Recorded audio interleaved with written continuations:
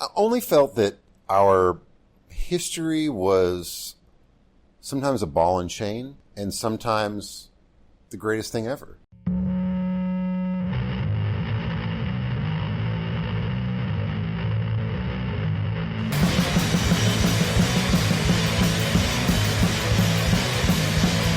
Worst gig ever with your host Geoff Garlock on Revolver. Oh, we're back together. This is Geoff Garlock, and this is Worst Gig Ever. On Revolver, this is your podcast where we talk to musicians about how terrible it is to be a musician, how awful it is to be in the van, how awful it is to lift equipment. And today is just like any other day on Worst Gig. We're talking about some bad gigs. We have Ryan from Fotocrime and Coliseum, and he is an old friend.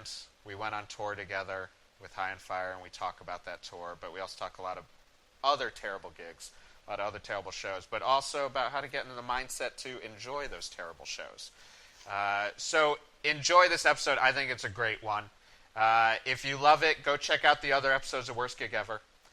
Go check out the old episodes I did with Mike Pace and the official comedy web series. And also go check out www.geoffgarlock.com just for me and all of my stuff. And make sure you get the new Fotocrime record. Hey, Ryan, what's that Fotocrime record called? It's called Principle of Pain. Ooh, Principle of Pain. I'm very psyched on it, and so should you be. So, keep on listening in the free world. What? Why am I saying that? Because this is Worst Gig Ever. Bye. Let's do this. Awesome. So, usually the way we start is a general worst gig. It could be a very precise one, could be a broad one, but one pops in your brain is just a jumping off point of a terrible show. You know, I was trying to think of one. My memory is like so hazy until like a specific thing. It all merges into one big ball. There were all these things that popped in my head of a show in a basement in New Jersey where I think it was only the people that lived there were there. Yeah. And New Brunswick. Yep. And the place they were renting had like a big, nice old furniture glass front with all this fine china in it. Right. And the guy was drunk and was pulling out the china and throwing it against the wall while, I don't remember if it was us or Lords, the band we were on tour with, like smashing it like around the band and stuff, and like somebody had to kind of like threaten to kick his ass. Wait, while people were playing? Well, yeah. Good. Yeah. That one popped into my head. Right. And then another one where I thought it would be really kind of funny to make a comment about how the opening band should get a tuner. And these kids all run up and start like flicking us off while you're playing. I'm like, fuck you, man. You know, and then I felt really bad. And, sure. Yeah. Sometimes people don't get jokes. Yeah. You don't get that you're just fucking with them. So, there are so many. Right. The most embarrassing moment was we played the Oya Festival in Norway. Yeah. Huge fest. Like My Bloody Valentine was playing that day and shit. Mm-hmm. And this was Coliseum again, and it was super bright, so you couldn't see the tuner. So I'm leaning down trying to tune like this, you know, in front of like 5,000 people. Like, and when I got up, my leg had kind of like fallen asleep or something from being nestled, and I just got up and fell straight on my back. and there's no easy way to get up when you're on your back with a guitar. How far in the set was it? I don't really know. I don't remember, but it was just like between songs. Right. Yeah, I was like, this is the worst ever. It sounds terrible. Yeah. I mean, that's is like, again, the main reason it always comes up why I do this podcast is just like most shows, there's something terrible going on. Yeah, I mean, last night I had to like try to have these moments of zen of like just let it happen. It's not as bad. You know, this moment isn't as bad as you think it is. Like when you if you flip out, you're making it so much worse. Right. You know. Right. Yeah, there's so much of that, especially when you're me and like you're. My temper's usually fine, except in show scenarios, you know? Right. Yeah. Well, that was also, I mean, like, we'll talk more about it, I'm sure, but, like, you know, when we went on tour together, we went on tour with High on Fire opening up. And, like, I didn't know you guys before, and I was just, like, only had seen Coliseum. I was like, okay, like, I'm a gruff. Ryan's going to be gruff. Like, because I've always seen you on stage. Right. And you're, like, Johnny Intensity up there. Yeah. Which is a great thing. And then as soon as we got like hung out the first day, like I was just like, oh okay, like he's so relaxed. Yeah, Like- it's funny. Like even like selling merch and stuff, I just can't help but be like mostly happy and Right. and like appreciative to people and stuff like that. But then like sometimes I'm like, I don't want to sell merch because I don't want to lose my stage persona Sure. to like the average person. You know what I mean? Like, Right. hey, what's up? Thanks. Oh, cool. Right. You know. But yeah, I mean, I'm mostly pretty chill. I think. Right. But yeah, I reach my limits. Of What course. is it about the actual show that makes the temper rise so much? It's because everything in life is about making the show happen Right. and making the show good. Right. And when the show's not good, you think not only was today's drive, booking the show, loading in, every fucking bit of all this stuff that Yep. normally I don't dislike, but still a lot of work and a lot of Yeah. time. All that was for naught Right. because this 30 minutes is fucked up. Right. And then I start thinking, my whole life is organized around making these moments of 30 to 40 minutes happen. Yeah. And when they suck, you're losing so much of your existence Right. to this. I think especially as you get older, because you're just like, you know, you have more of a life established. Yeah. Like whether it be relationships, houses, like whatever you do on the side to like get money going. Yeah. Because it's not like any of us are making No. enough for anything. Right. And so then it does, like, you know, when you're like 20, you just like out of college, like it's like, of course I would put all my time.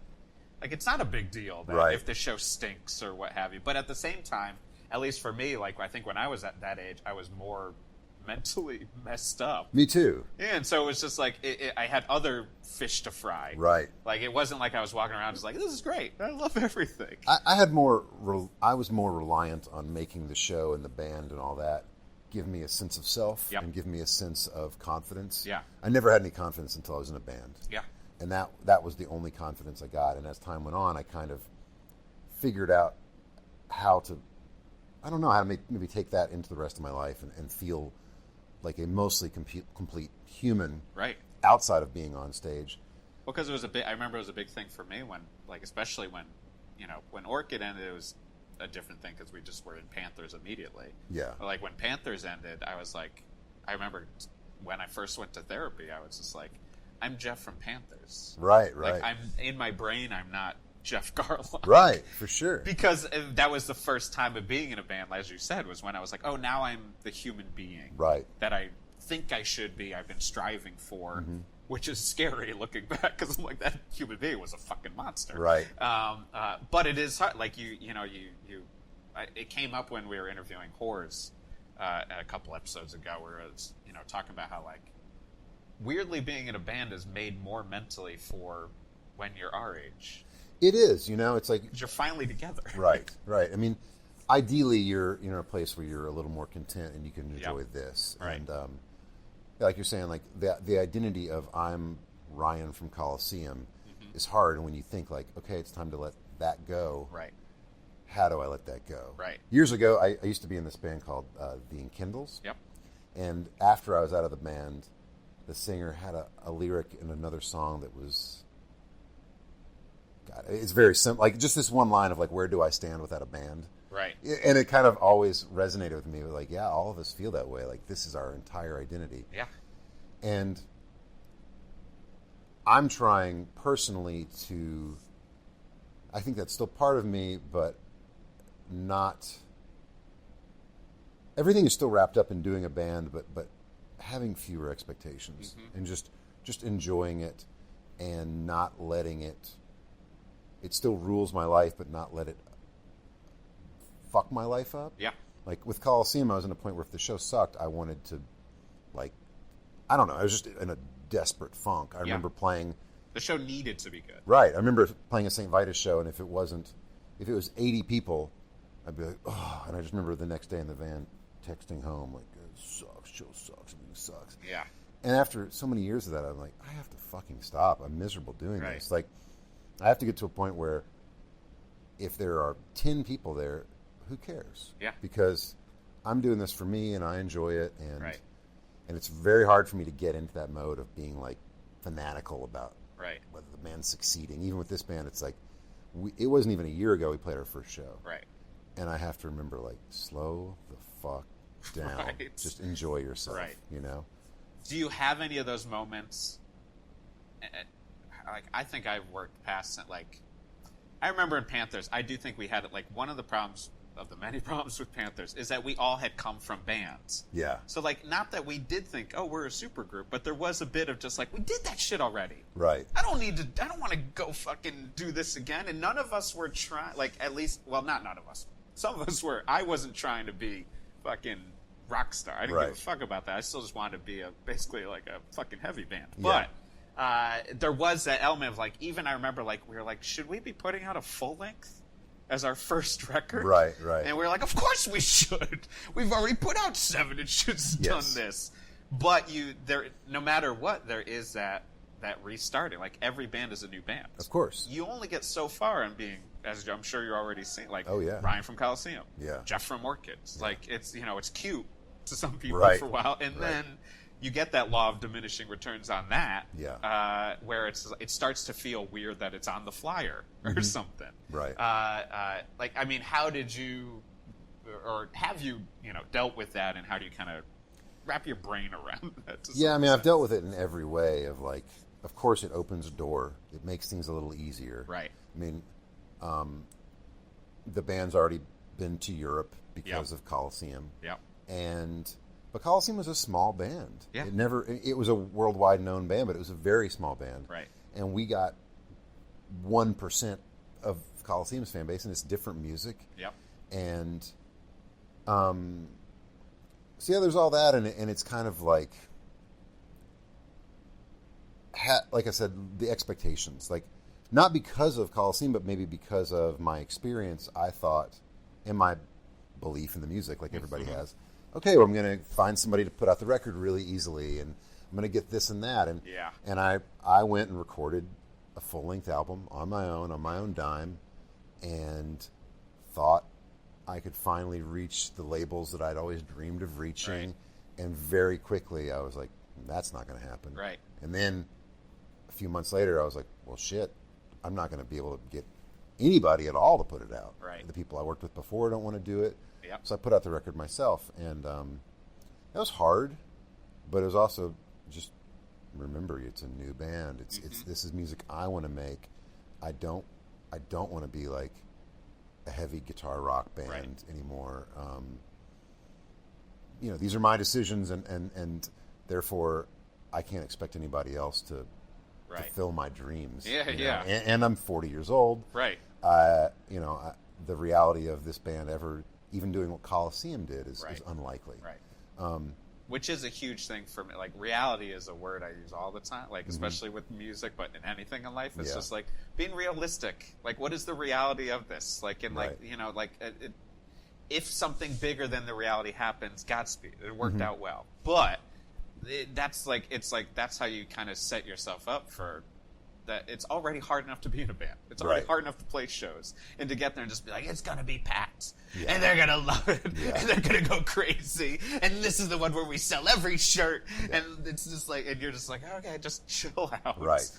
Because ultimately it doesn't matter. No. Besides just to try to enjoy it, which is so, like, it feels hippie and zen, but it's true. No, it's very, I mean, I'm a subscriber to that, like you said, zen, and that was a word I almost used earlier, of like last night, trying to find that place, trying to find that moment where you detach from everything and you play the show without any care, and you're not worried about the audience. And that's something I've found as time has gone on, that the more occupied I am on stage, the more I can disconnect. I don't want to, like, disconnect from the audience, but I don't want to be overly aware of them. Yeah. Because I've done that a lot with Coliseum. Yeah. So now I'm like, okay. Did you have moments with Coliseum where you're like, they're expecting me to do this? Well, it's just like, what are they thinking? Yeah. Do they like this? Is this good? And did that get even more so with the like later records? A little bit. Like, we reached a point with Coliseum where we were playing so great, and it was the most transcendent I'd ever felt with music, because Carter and Kahan were just an amazing rhythm section. Right.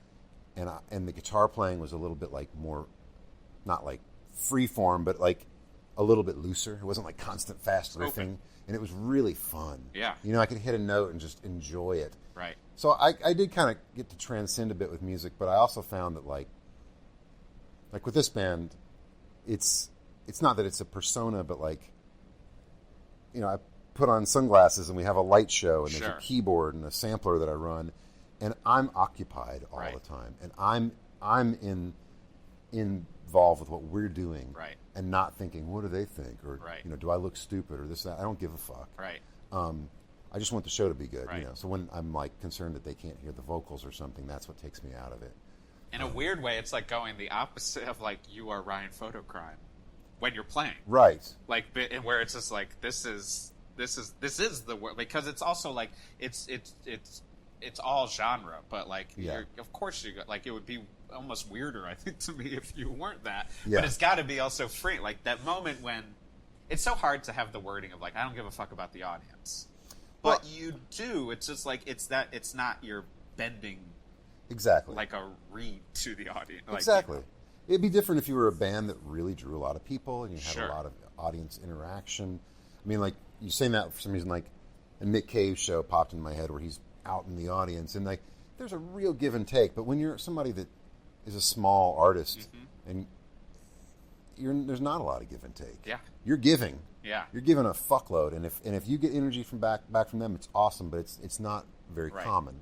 Right. And so you have to make your thing and share it with them. Right. You know, and by being there, they're giving you human interaction and giving you energy back to a certain extent. But you're not having a room that's exploding. Yeah. You know, we've had some shows. We've had a few in North America and more in Europe, where like the audience is dancing and moving and feeling it, and like. Just even 2 nights ago in Cleveland, there was a change in a song, and I could see a couple people like react to this change in the song. Right. And when that happens, you're soaking that up, but you're also still trying to prepare for that to not happen. Right. You know what I mean? Yeah. Yeah. You're trying to prepare for like 3 people against the back wall, and I'm having fun in this realm. If we were putting in hardcore parlance, if you don't want to write the breakdown, and then be like, it's really gonna fucking break down, because when it doesn't, you're just like, ooh, sorry. Yeah, I mean, and that's what makes Humanity's the Devil better than whatever the fuck where somebody writes a part for that. Right. You know, when you're writing that part just because it's fucking sick. Right. It's like, okay, this is rad, but when you're writing that part because you're trying to elicit a response, that's when it's disingenuine and it's not connecting, or, you know, or it doesn't connect to me. Yeah. But integrity. I went and saw their 30th anniversary show in Cleveland. Did you? How was it? Weekend. It was rad. I mean, the set list was great. Yeah. They played Darkness. And they played Live It Down. When Coliseum and Integrity and Converge toured in Europe in a bus for a month. Okay. It was the craziest tour I've ever done. And I tried to get Dwid to play Darkness and Live It Down. They played Darkness, but he wouldn't do Live It Down because he's like, I don't believe in that vegetarian shit anymore. But it's rad. I became friends with him on that tour, and I sell his stuff on Shirt Killer. Yeah. So I showed up, and he was pumped. And like 2 seconds with him is like you get like all these stories. And the show was great, and you know, they played a bunch of rad songs, and it was good. It was the only like dudes trip I've done. It was just like me and 4 other dudes that are older than me. You know, we all went and had fun, and like guys that like don't listen to music made after 1995. Yeah. And, but it was really fun. We just saw Integrity, me and my buddy Eric, maybe 2 weekends ago, and my buddy Eric was just like, "I'm amazed how smiley he is." I was like, "Yeah, he's happy. He's figured his life out." Yeah, he's just like, there were a few years ago when he was wearing Hawaiian shirts on stage, and I was just kind of like, fuck yeah, dude. Yeah, man, whatever works. In a way, it makes it better because he's not trying to put on this extreme artifice of like, I'm still this weird, crazy guy. Yeah. Like, we all fell in love with that weird artifice, but like now it's like, he's a dad and he's just enjoying himself. You know, and his voice is still killer. And I mean, he guested on our record and was like, oh, really? Yeah. Okay, shit. Like because our Seeger was doing artwork for him. Okay. And then he was just like, hey, do you want me to do vocals on your record? Nice. We got the demo, and it legit. I just happened to be at my mom's house. Yeah. Wearing some hardcore shirt I'd worn when I was 16. Nice. And sitting in my car, and I was just like, this is teenage Geoff would be freaking out right now. I have a question about that. I would love to. I hear that phrase like, teenage me would be freaking out, or teenage me would be excited. Yes. and I know you didn't mean it. I'm not trying to put you on the spot. No, continue what you're saying. As a person who's like kind of anti-reunion culture, yes, I always find that funny. I'm like, aren't you just stoked now? Like, not you. I agree. That I because we have reunion culture so much, and because I still go to like a lot of metal shows and will end up there. They're definitely like, I'll be in the crowd, and because I'm just a judgmental asshole, I'll just be like, oh, you're here as a, reliving you're like right. high school quarterback. Yeah. And then I'm just watching, I just sat at the gates, and I was like, I still just love At the Gates. Right. Like, I'm psyched they have a new record that's really fucking good. Yeah. And Integrity was the same deal. It's like, I don't want to only sing along. Like, ideally, my ideal is that, like, I'm enjoying what they're putting out. Right. It feels a little bit less fun when it's just like, remember all those songs? Yeah. When I got the Dwid thing, I did end up putting on, like, Instagram, because I was like, 16-year-old self and 40-year-old self are very excited. Yeah. Because I was just like, this is the best, but I think it was for that moment, it was just because I just see my mother. Yeah, it totally. was like, oh no. No, I mean, and I have angst that. felt different. Right. Versus my old man angst that I still seem to have. Right. But yeah, no, there definitely is like, but even I remember like going to see the Chain of Strength reunion show here, and I remember like going with Jay from Panthers in Orchid, and he was bummed on it. I never got a straight answer because I was just like, I don't know what you wanted, man. Yeah. We saw it, and it was fun. Yeah. Like, did you ever get to see True Till Death? No. Yeah. There we go. It was fun. Were they good and proficient in the first place? That's the thing. As far as I've read, no. Yeah. As far as I've read, all their photo shoots are from shows where they would do shows for photo shoots. Right. And everyone in the straight edge scene hated them. Hardcore, man. That's how it works. Something. Hardcore something. Speaking of hardcore, thinking about Coliseum, was there a point, did you, saying this as a person who felt stuck in almost every band I was at a certain point, did you feel stuck, kind of going back to that Ryan from Coliseum, did you feel stuck in it at a certain point? I only felt that our history was sometimes a ball and chain. Yeah. And sometimes the greatest thing ever. You Right. know, I mean, we could go play just about anywhere. We could get shows. People put out our records. Sure. Tour offers started to get slower, but they still came in, like, all that stuff. But at the same time, just that thing of, like, okay, yeah, for, like, a couple years we sounded like this. Or, like, one year we put out a record on Relapse that was really ripping. Right. And that's cool. Right. We'll still play a couple of those songs, but, like, we're doing this now. Yeah. And I understand, but it was weird being a band that was never popular. Like, Yeah. if in 2007 we had sold 20,000 records and we're drawing hundreds of people, Right. I kind of would have understood it. But I was like, in 2007, nobody gave a fuck either. Yeah. It's just that's the type of person that's always like, oh man, fuck yeah, you guys used to suck, kick ass, and Right. like a person came to the show a couple nights ago and said, I recognize that Fotocrime is the future, and I didn't know what the fuck she was talking about for a second, and I was like, and she's like, but when I wear my Coliseum shirt, and I was like, okay, that's like exactly something I would say, Right. I was like, Fotocrime is the future, or just some dumb shit like that, and I was like, okay, you said exactly what you knew I needed to hear, Right. Like, I'm not trying to talk about your old shit, Right. but like people I know that can't let go of old bands or like talk only to me about bands I used to be in. I just have a hard time with that because I'm like, I'm doing something now. Yeah. And I try to be conscious that if I meet somebody else, like, that I respect and not just go, oh, dude, I loved, this record.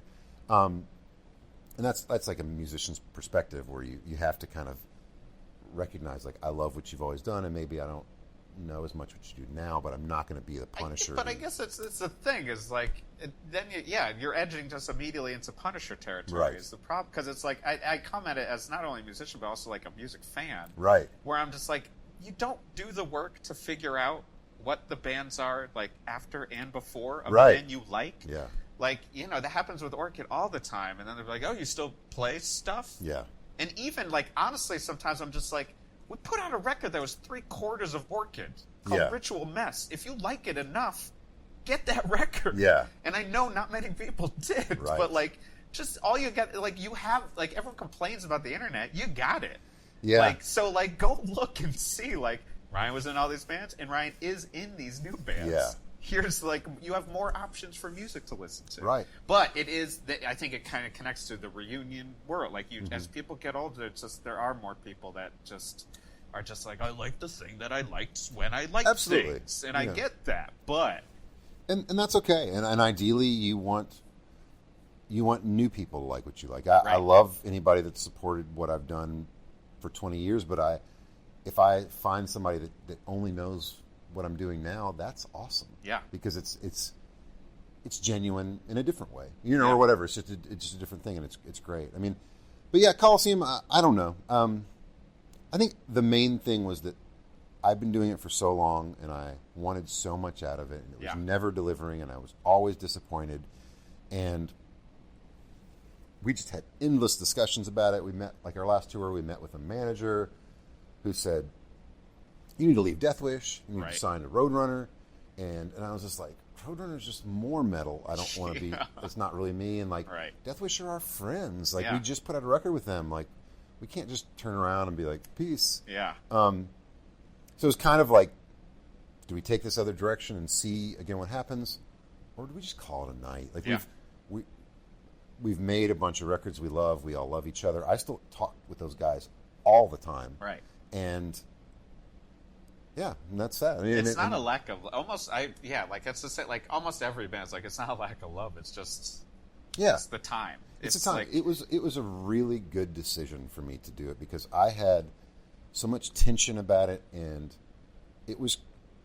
I won't blame that, but it was associated with a lot of anxiety about the traveling and the playing. Like when all the shit that is hard work, right, and is difficult and can be anxiety-inducing is happening, and then the show is also a source of anxiety and frustration, like I was saying earlier, then it's just all-day bullshit. Yeah. And so getting rid of that, and it was really nice. I mean, the last few years have been like a lot of change for me and a lot of work personally, and I'm just in a better place, and it was just time to let that go. Yeah. Let a book close. I always wanted to do the band forever. Yeah. But 12 years is almost forever. It's an insanely long time for a band. Yeah, 5 albums, 1,000 shows. That's a lot of shit. I mean, you spoke of 2007. That was the year we were on tour together. Yeah. And that was also, like, my breaking point for bands as well. Like, it was like, it was just such a weird, like, that tour to me is always the most interesting because it was one of the greatest tours I went on, just because I was just so excited to be on tour with High on Fire. Right. And, like, to be on that type of tour. And then when I met you guys, I was like, oh, we fucking jive with Coliseum. This is great. And Mono's just going to be on their laptops the whole time, but they're from Japan. What do I want? Yeah. But I also was having panic attacks every drive. I was starting to get in my head so much, it's like, we're eventually going to flip. Yeah, we're going to die. This is it. Like, it was just so many, like, because I wasn't handling anything. And also at that point, we were just down to me and Jay. Right. We had, like, Josh filling in on guitar. Joe Stickney was amazing, who did a couple drum tours with us, but was an official member. And it was just such a, like, it was the same moment that it was just like, maybe this is the time. Like, we're going to become Napalm Death. Right. And have no original members. Yeah. Like, this is the end of it. But I mean, in that, like, thinking of that tour, like, were there any worse gigs with that one? Do you remember? I don't really remember. Like, my memory with it is just like they're just little bits and pieces of things. Right. I'm sure there were some shitty shows. I mean, I know we were the opener, so I'm sure we had some shows where nobody was playing. And which even that, I was like, always like, there was a bit of my brain. I was like, I feel like Coliseum probably should have been second, but whatever. I think honestly, the cachet of Vice got us to second, which just bumped our pay like $50. Yeah, I mean, in the end, it didn't matter. It was a great tour. I mean, one of my favorite memories is playing here. We played Webster Hall. Yep. Like, we played. I left with my best friend who lives here, Craig. We went and ate some, like, nice vegan food. Yep. We went and saw Eastern Promises at the theater at the corner. I remember. And then we came back, and High on Fire was still playing. Yep. And I was like, this is awesome. I played a show in New York City. I hung out with my friend, did everything I'd like to do in a normal day, and came back, and the show's still over. And those, like, big-ass dudes, like, carry your gear down all those flights of stairs for you. They don't do shit there. Like some huge dude, like, twice my size, puts a fucking 810 on his back and carries up the steps. Right. And I was like, this is a pretty good day. Like I remember being bummed because I wanted to see yes, surprises. yes, I remember that. I was like, "You well, went and saw it. And that was the one thing. Like those shows were so long. Yeah. And when you got to the point where you're like, well, okay, I've seen everybody play it 30 times. Like, now I can just go eat and I can do this and that. And playing first on the tours like that, you're loaded out. It was okay, except that was a kind of tour where you get home at 5 a.m. Yeah. And you have to get up at 9, or whatever. It was hard. Well, because we were all in vans. Yes. And then High and Fire, the converted, sleeping one. So it's like we had that one trip that I've talked about in this before where I think maybe we played Minnesota or Minneapolis and then had to go to Vancouver. Yes, day off and then Vancouver. And so we just had 2 days of driving, and it was just like gas. Mm-hmm. And I think we also toured at that time when like gas was like $4.50. Yeah. And we're just like, we couldn't stop. We're just like, this is so stupid. Yeah. Like I was so annoyed at being on tour at that point. Did you fill in any shows on that tour? Do you remember? I don't remember. Because we filled in and they all sucked. Okay. I don't remember. I'm sure we did because we always did that. Yeah. And we did a Napalm Death tour that was kind of similar. And we had a lot of fill-in shows on that because the openers it was Trap Them, Us, Toxic Holocaust, Right.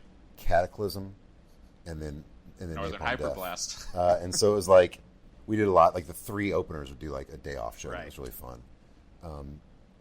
But yeah, that drive, I remember we had somewhere on that High and Fire tour bought those airsoft pellet guns, and we were shooting them everywhere.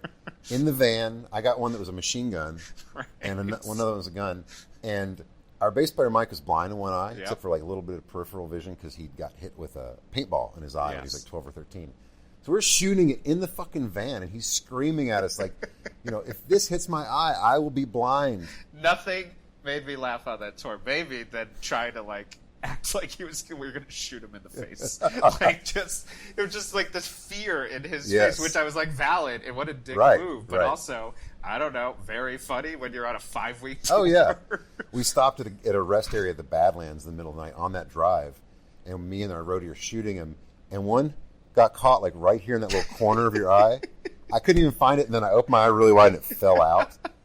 And then I remember in Vancouver after the show, we were shooting glasses at the bar. Yep. Like just smashing glasses at a club, like total dickhead move. Yeah. We were just out of our weirdly, minds. That's maybe the little bit of High on Fire that got your break. Because I always think, like, I wondered if Pike was, like, slightly disappointed in us as opening bands. Because, I like, don't know. I didn't drink. Yeah. You don't drink. Yeah. No one, I think, like, and then Panthers wasn't even really partying except for Josh, because he was our filling guitarist. And so, like, I remember, like, the first show, maybe in Arizona or wherever the fuck we were. But either way, I remember Pike coming up to me to introduce himself. He's like, "You don't drink, huh? I'm going to be the devil on your shoulder by the time this tour's over." And I was like, "I don't think so, man." But it was just, like, slowly, I was just like, "Oh, you're just kind of bummed we're not ready to go to Super Sex in Montreal or something to get lap dances." I mean, he was wild. I enjoyed him. I loved it. Was so funny just watching him just exist. Things he would say, and like, I mean, I always thought he was a really genuinely nice guy. Like, my funny thing to me is that he would always apologize, and like I haven't seen him in a long time, but seeing him after that, like, "Ryan, sorry, man, didn't get to hang out with you, man. Ryan, sorry," and I'm just like, dude, you don't have to fucking apologize to me, but. I don't know if I should tell the story. It's not that bad. But he was like, "Yeah, my fucking therapist called me because I didn't pay I owe like 5 bills. And I called her back and I was like, 'Listen, you fucking whore, I could never pay a fucking thing.'" And he goes on this long thing and I go, "What'd she say?" He goes, "It was her voicemail."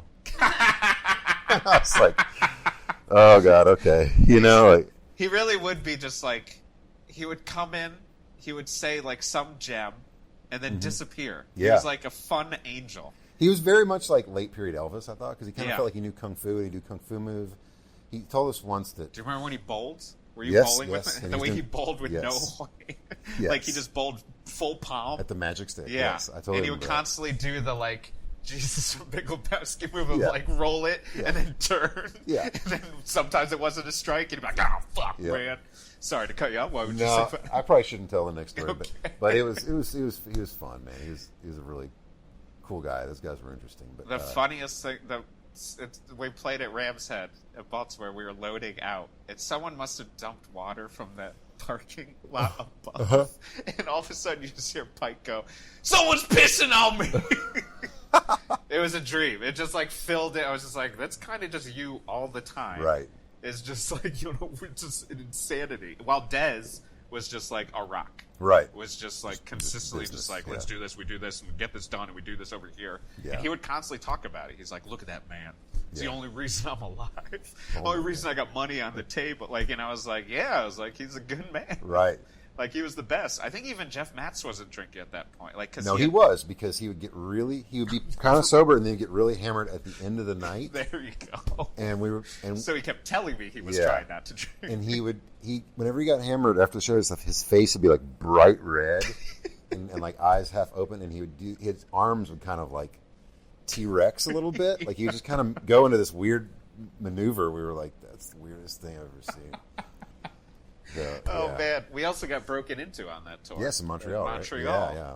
And then Pike got broken into too. Oh, that's right. Yeah. Like right after, or no, right before, and then we got broken into at the fucking, and I got into a fight with our drummer because he didn't understand why we had to be at every venue so early. Oh, well. But he was on Valium, so he was just like yelling at me in the hotel. Yeah. These are all classic tour, just Right. dumb fights. And Vancouver was, I don't know if you guys had this problem, but that was the one where the sound guy had like a brown note going through my bass tone. Like every time I'd hit the E string, I thought I was going to vomit. And he was being such a jerk about it.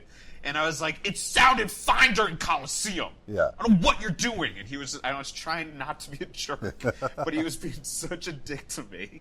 And I could like see you hanging out with like the Buried Inside guys, just loving life. And I was like, I hate this so much. I want out of here. But ultimately, it ended up being the best tour I ever went on. It was fun, man. It was a lot of fun. Except for the one off date that we played in a fish restaurant. Oh, man.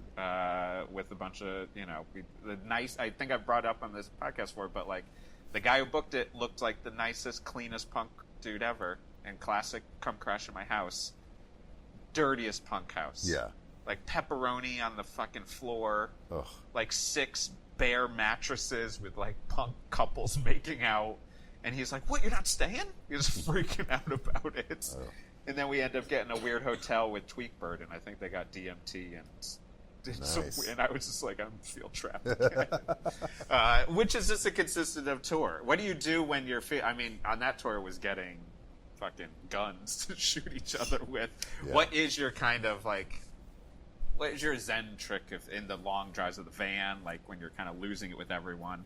I don't know. I haven't really felt that way in a long time. Like, I think I've gotten to a point where I only surround myself with people that are easy to get along with. Right. You know what I mean? It's like, good plan. I don't know why I don't do that. Yeah. I mean, I enjoy all of it. That's Right. the other thing is like, I don't mind the drives. I don't mind, sometimes it's all a little bit overwhelming, and like, I've been working hard to not have those like van flip type of fears. Yep. But I don't really know. I don't really, if it's a long West Coast tour, I'll bring some books and shit like that. But like, of course, smartphones, like, I don't drive a lot anymore. Usually somebody else is driving, so I'm just like, you put it down, you pick it right back up. Right. But I don't know. I just enjoy it. It gives me time to like listen to music more. Like at home, I do a lot of stuff where like listening to podcasts and stuff keeps my brain occupied. Right.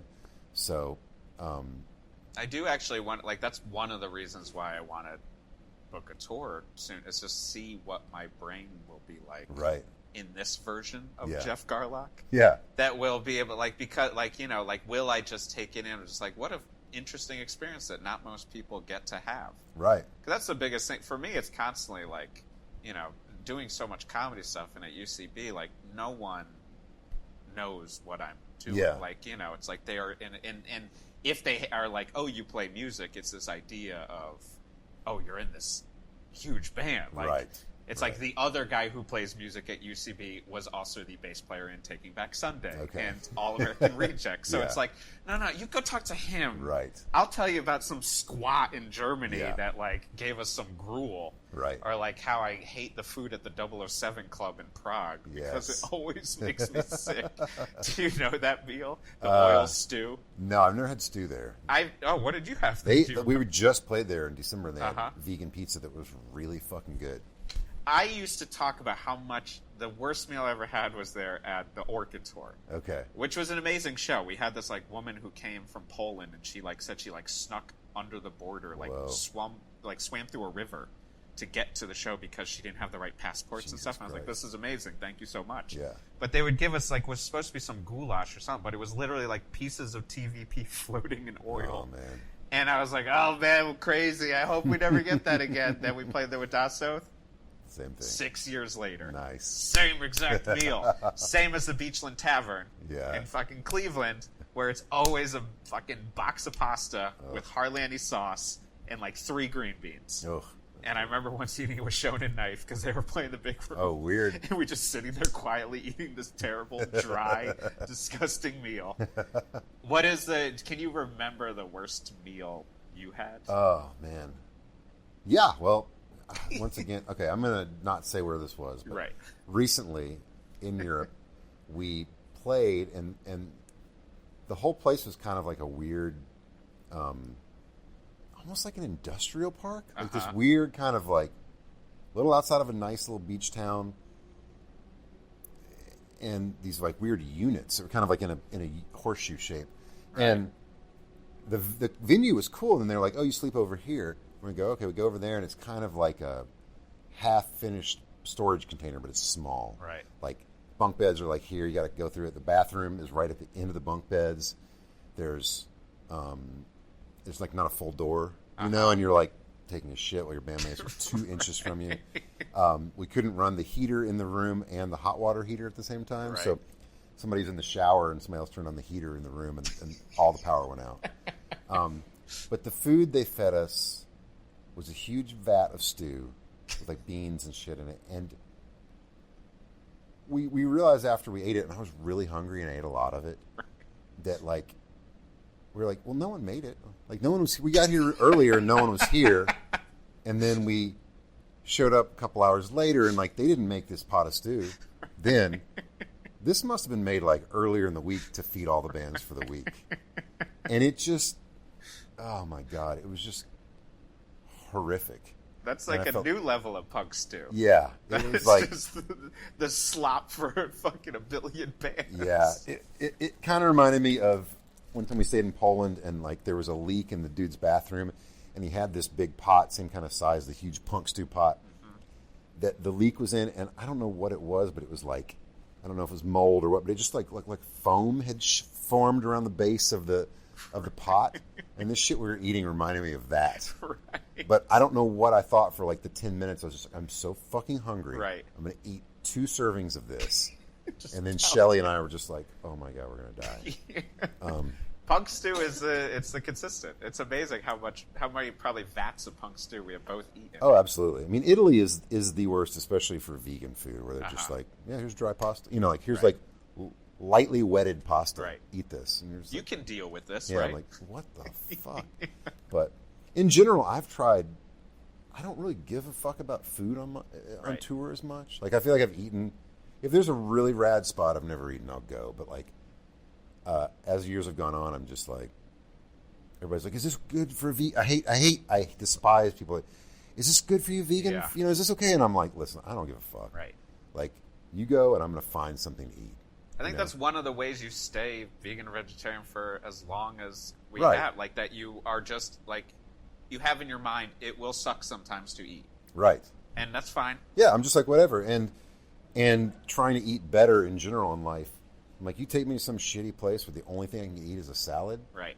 That's actually good for me. Yeah, exactly. Because if you take me to, like, you know, fucking Champs, I'm going to eat way too much shit and regret it. Right. You know, so... it also got hard for me when it was like slowly everyone stopped being vegetarian. Yeah. And then I was like, oh, I don't want to be the one dragging us to Soul Veg in Chicago just because. And then like we're going like an hour out of our way, Right. so that you can just sit there and kind of begrudgingly. Well, deal when with the it. owner of all the Soul Veg, like the head guy at Soul Veg, made like anti-gay comments. Yeah. You just didn't have to go to Soul Veg anymore. Yeah. It's like, all right, well, that's off my Right. list. We just assumed you were feeling this, but once you say it, man, now we can't eat fucking Soul Veg. Exactly. But yeah, no, it gets frustrating because you're just like, it's just like, ugh. Slowly but surely, once everyone was just like, We're going to eat meat. We're just finding barbecue. Right. And also we need to get some drinks. And Yeah. we need to get this. And it's like, I guess I'll just keep driving. Right. So that's the like I didn't have the luxury in Panthers. Like one, I had anxiety at the end, like where I was like, I need to drive, or we will fly. That was my thing. I think I was like, I don't trust any of them. Yeah, I used to feel that way. Because I think we let Josh drive once too, and it was insanity. Yeah. Like I mean, literally, like it was just like we were going down just like residential roads at like 90, and he just like was like taking off side view mirrors. Yeah. And I was like, I can't deal with this mentally, but also because everyone was just like. Had one too many drinks. And I was like, well, I got to drive us. We're going to Boston later. It's going to happen. So, Ryan, you got amazing stories. We had amazing times with Matt Pike. The last question I always ask on the podcast, what do you think of the word gig? I heard you ask that, and it's funny because, of course, like it's something that is a joke. Right. Like, I don't know if it was an actual thing or just something we started calling when we were kids. Like, we saw, like, the Guitar Center gig rig or some shit like that. I think that was it came into my think it vernacular. might be trademarked. Okay, well, like I still say it, but I say it as a joke. Yeah, of course, and I say it often. And I hate the word y'all. Yeah, because I'm from Kentucky, and I started saying that a lot as a joke on tour. Like we'd go somewhere stupid, and I'd be like, McDonald's, y'all, and then suddenly I realize I'm like getting in the car with some friends. I'm like, what's up, y'all? And then I'm like. No. So, gig it's become part of the vernacular. Years ago, me and people like the Initial Records days listened to that One Life Crew rap album. Yep. And they said some email fagario was their thing that they said. And we started saying that all the time as a joke. Yeah. And it just became like just a part of everyday conversation. And then you realize you're just saying fag. You're like, okay, I have to deprogram myself from that. That's what I just did with y'all. I did it with the LOL because I never say it, but I text it every once in a while. Nonstop. And I was at a record store and picked up some record, and I don't remember what it was, but in my mind, my internal monologue said LOL. And I thought, all right, I have to fucking stop that right now, dead cold, if I'm saying LOL to myself. And because also, I imagine you saying that coldly to yourself. Yeah, you're just like LOL. Yeah, exactly. This is very humorous. Yeah, my internal monologue is just extremely cold and hard. It's like Henry Portrait of a Serial Killer. It's like Michael Rooker, 86. Just that's how I always pictured you. It's like has like an old VHS tape. Like my memories just have this.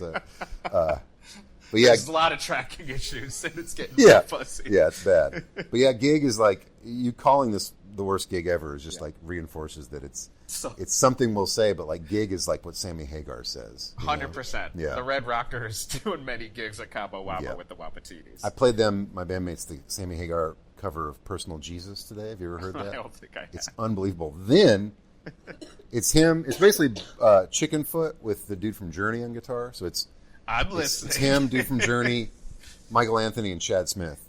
It's awful.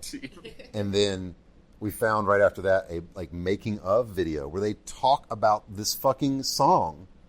And he's like, yeah, man, I just heard it on the way to the studio. I called all the guys. We jammed it for 2 hours. I'm like, oh my fucking God. Just heard it. Yeah. That's the beauty. I remember there's like a Disturbed cover of Land of Confusion, which not exactly my era of Genesis, but Genesis, one of my favorite bands. Mm-hmm. But then it was, I remember even that, for a band I don't like covering that song, he was just like, yeah, and the thing is, I don't even like the song or the band. And I was just like, get the fuck, I'm going to give you a little something here, a little chin music. Ryan, awesome. Yes. Thank you, Thank buddy. you, Jeff. Appreciate Worst it. gigs. Worst gigs. Yeah. Great. That was awesome. Cool.